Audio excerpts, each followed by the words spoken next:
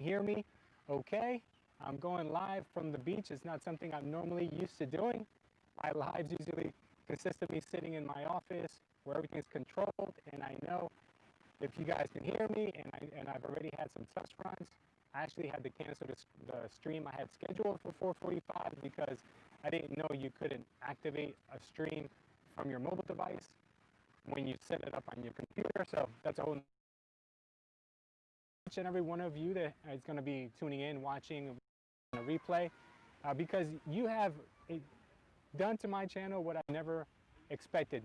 2020 brought us all a lot of surprises, including myself. 2020 started off in a whole different path for me, and now I'm sitting on the beach here in Naples, and I never would have believed you if you told me that I'd be here last year around this time.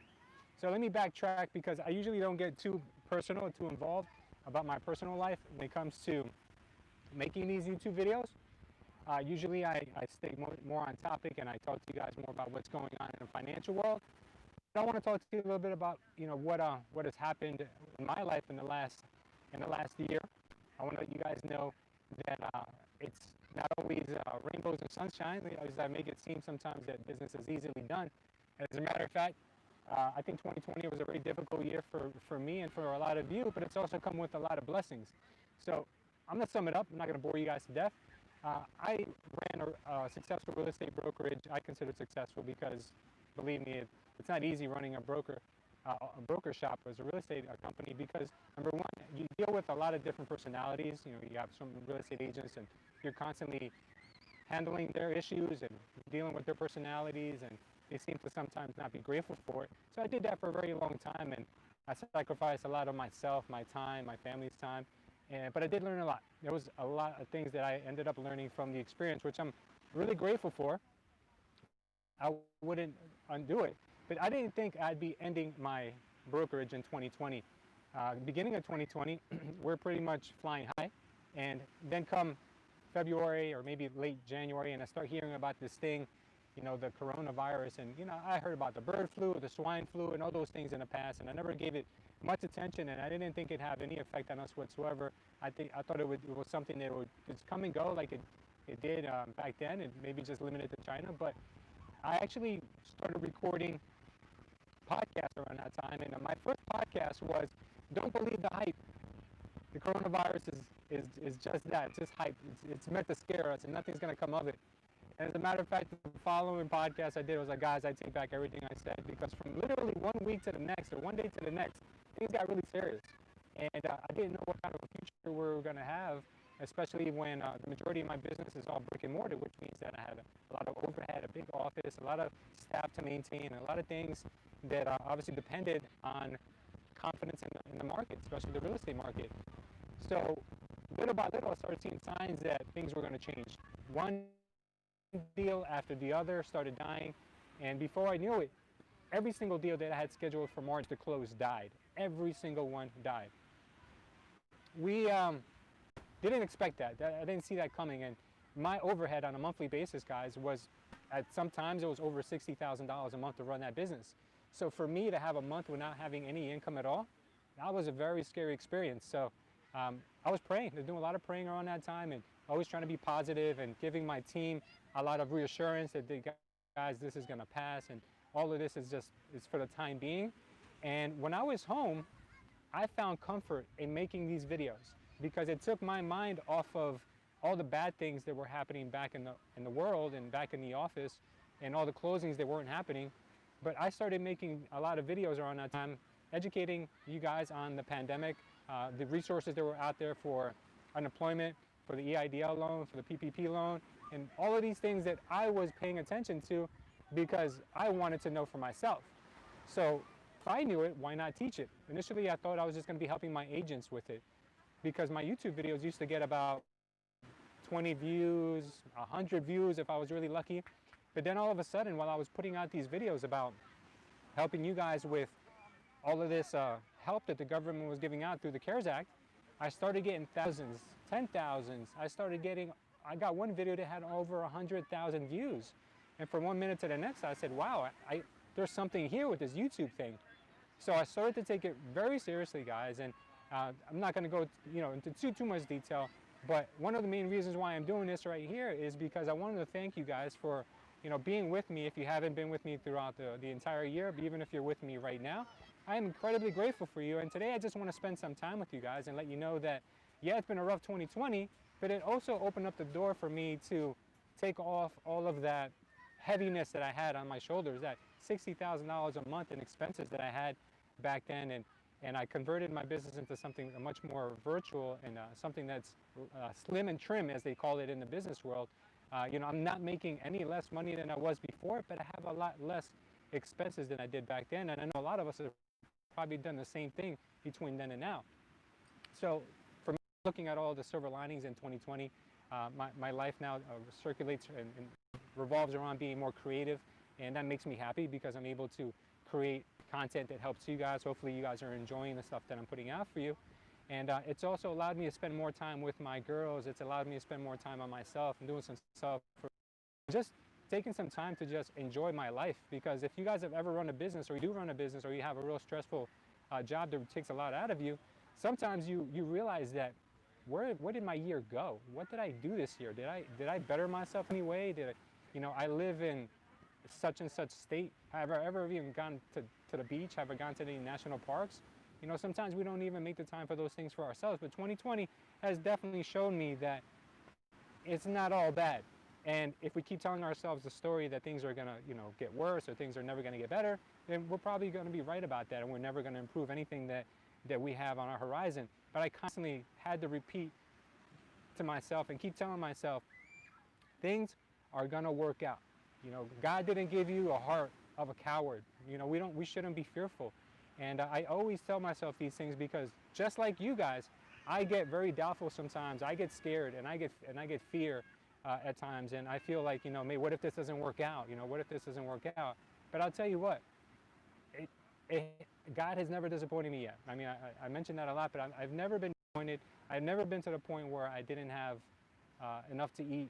Thank God. I've always been able to at least provide for my family, and my family's been able to provide for me in my life. And I have faith, and going forward, I see things getting a lot better in 2021. Not only for this, but for everything that I'm planning on doing. So with that being said, I want to just tell you guys that I really appreciate you, and I really do mean that from the bottom of my heart. You guys are amazing. This channel has grown from, let me just give you some statistics. Our channel grew. I've had my channel open for 5 years, guys, since 2016. So it's not like I just started my channel. But the first 4 years, I just basically didn't really care what I put on YouTube, even though I put out about 400 videos, believe it or not. But we had under 1,000 subscribers in the beginning of 2020. Right now, we're closing in on 13,000 subscribers. I think by the end of the day, we'll have 13,000 subscribers. That means that we've added 12,000 subscribers in the last 12 months. That's averaging about 1,000 subscribers a month. And if you guys know anything about YouTube, YouTube is exponential. So what that means, if I continue the same hustle and the same pace that I had in 2020, and believe me, I'm going to kick it up a notch, it should grow even faster than that. So I'm very grateful that you guys find what I have to say interesting, or at least pass the time with me. It does mean a lot to me. I also want to talk to you guys about my biggest accomplishment in 2020. My biggest accomplishment in 2020 is, you guys know I'm very passionate about helping to feed families and feed children.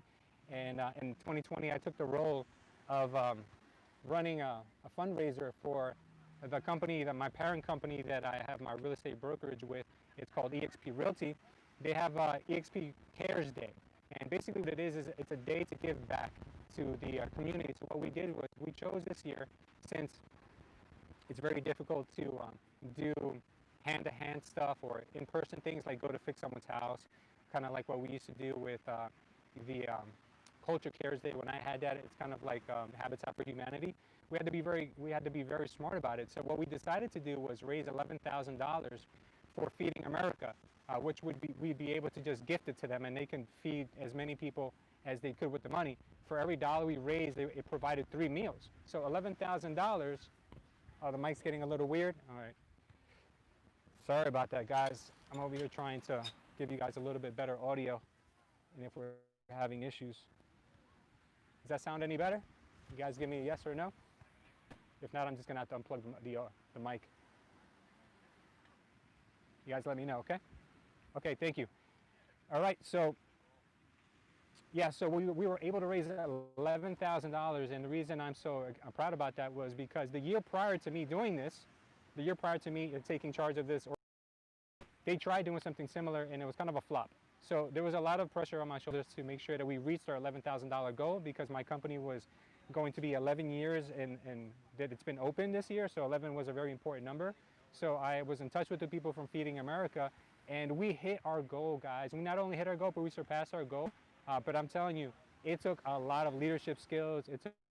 I was very nervous that we weren't going to be able to get there, but we did. And that was the big highlight of my year. I felt that that was the mark I left for others to follow now, because I don't want to run it next year, because it did take up a lot of time for me.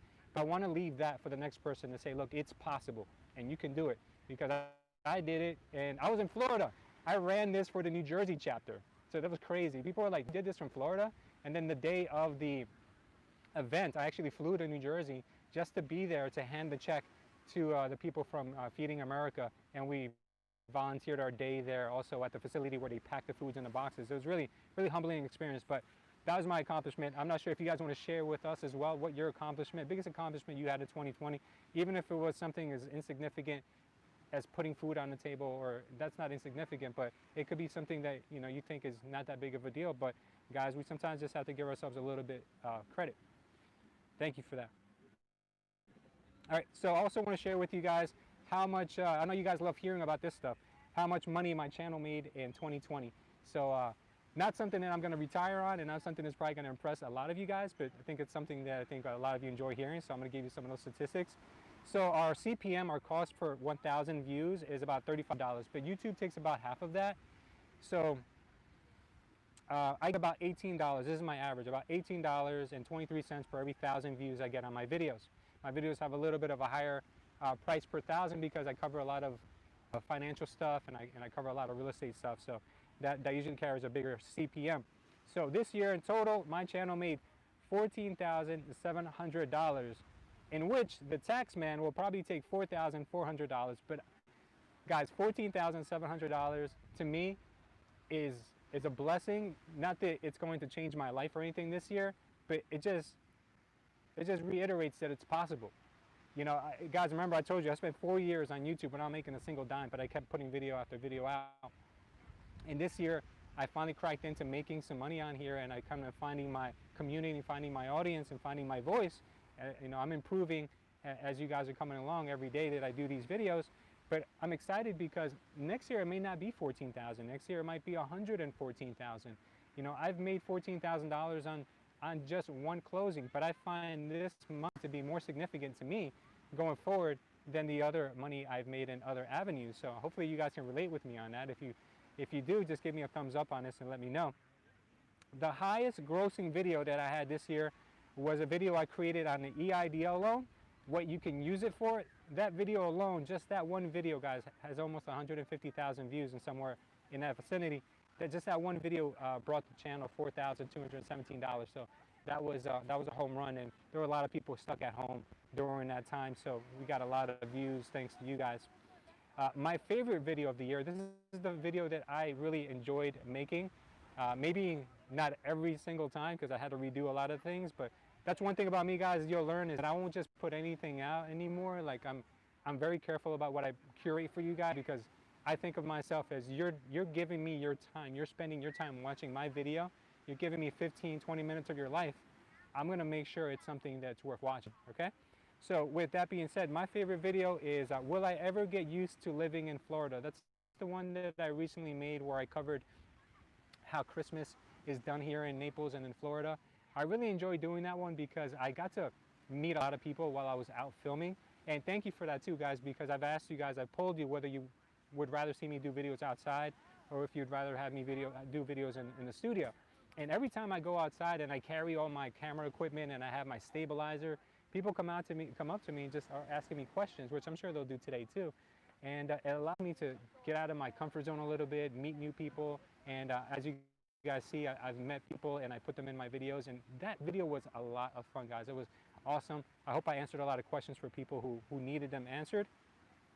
And oh, guys, if you guys have questions, I will answer questions once I get towards the end of my notes here, because I'm sure you guys want to maybe chime in on any questions you may have. So that was my favorite video I'm making. So if you guys haven't seen it yet, just go over to my channel. It's called Will I Ever Get Used to Living in Florida? It starts off a little slow, but it gets really good towards the end. All right, now I want to share with you guys some of the funniest comments, or some of the best comments, I should say. Some of the best comments that I've received recently. I didn't get a chance to go back to the entire year, but I tried to comb through as many as possible. The funniest comment that I've received, I'm going to share, well, there's two of them. Since you guys know I've been doing a lot of videos, I'm moving to Florida since that's my kind of my experience. I'm giving you guys my first-hand look of how it worked out for me. So there was a gentleman by the name of Ed Weber. And on the video that I made entitled, "Did I Make a Mistake by Moving to Florida?" his comment was, "Welcome to Florida, now get out."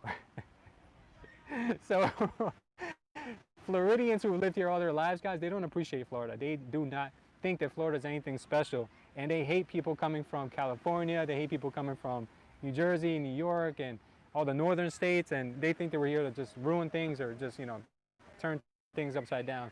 But that's not the case. But I thought that comment was very funny. You know, I never give any negativity back to anyone who writes anything that's maybe intended to be negative. I just let it ride. The next comment that I found very funny was on the same video. A person by the name of V Street. I'm not sure if this is a lady or a gentleman. He wrote, "If you're going to move to Florida, stop voting for liberal crap you ran away from." Okay, so that's a huge misconception, because not everybody from New Jersey, New York, and California is a liberal. You know what I mean? Like, I don't really have a preference, because I don't know if you guys know this. I'm very, when it comes to how I vote, I'm very conscious. You know, I'm not a Democrat. I wouldn't really classify myself as a Republican. If you guys have ever heard of Ron Paul or Rand Paul, more Ron Paul than Rand Paul. He stands for a thing called being a libertarian, which means, like, let me do my thing. As long as you don't interfere with my life, I won't interfere with your life. That's a libertarian. They kind of they tend to be a little bit on the Republican side, a little bit more on the red side. But I don't care what other people are, and I don't intend to go anywhere and to mess up what people already have there. But it's very small-minded how some people think that just because you're coming from somewhere, they already put a label on you. You know, like, and it couldn't be further from the truth. You know, just because I look a certain way or from a certain place doesn't mean that you understand me or you know me. So that comment I thought was very funny, because you can't just label people from where they came from. I thought that was pretty silly. Next, I want to give you guys the best financial advice that I got on a comment. This came from Gary White. Gary White said, let me see what he said. Oh yeah, so this came from Gary White, and the video was, "Can I open this safe with a saw?" I just dropped that video a couple days ago. Pretty cool video. I enjoy doing it. Something a little bit out of my comfort zone. Gary said, "Gold and silver made 5x, whereas Bitcoin and other cryptos can 10x. I had an emotional attachment to my bars of silver, but when I bought Bitcoin at 10,000 just 3 months ago, and now it's 27,000, it's almost 30,000 now, guys. Well, that made me a believer. Also, take a look into other cryptos like Cardano, Theta, VeChain, Chainlink. Chainlink is, this is like, I'm hearing this over and over again, guys, and that's something you got to pay attention to is trends. I'll probably end up making a video on it. They will start to eclipse Bitcoin's percentage gains come June or July. Now, I don't know if this guy's a crystal ball or if that's going to happen, but very true. What I'm going to tell you right now, guys, is sometimes you have to pay attention to the writing on the wall. And Bitcoin, as much of a bad rap as it may have gotten in the past, it's everywhere right now, guys. It's everywhere. I mean, they're starting to take this thing very seriously. So I'll get into that just a little bit later. So the most frequently asked questions I've been getting on my videos recently have been, what kind of gimbal are you using? What kind of camera do you use? And what kind of audio do I use? So great questions. So if you go to my website, which is culture.estate, I have an essentials page. In my essentials page, I have links to all the stuff that I use for my videos. So if you guys want to go ahead and check those out and you want to buy any of those, they're all my affiliate links, so it would help the channel as well.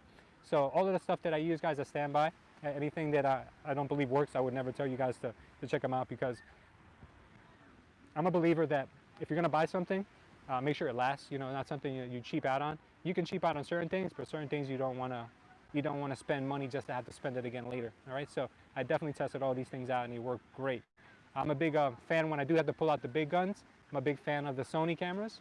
I use a Sony mirrorless A7S, and for audio when I'm in studio I use the Sennheisers. They're pretty expensive, but you don't need those. I have some Sony ones that I use. They're about 45 bucks. You can get those from Best Buy and they work great. What I'm using right now is something a little bit different. It's meant for the iPhone, so you can just plug it into your iPhone and you can have audio wherever you go. They're made by a company called Samsung. Also, I believe they're in my website too if you guys want to check those out. My favorite YouTubers for 2020, my personal favorite YouTubers, maybe you guys will end up following them as well. When it comes to money and stocks, there's a gentleman by the name of Jeremy who I follow. Maybe you guys follow him too.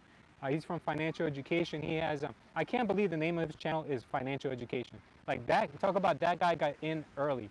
Financial Education 1, he has Financial Education 2, and he just opened Financial Education 3. He has 3 channels. This guy's an animal. Very, very inspirational person, came from nothing. Very educated when it comes to stock investing. You might want to check him out. Another guy that I follow all the time, and I love watching his videos because he's hilarious, and he's a wealth of knowledge when it comes to Tesla, is Solving the Money Problem.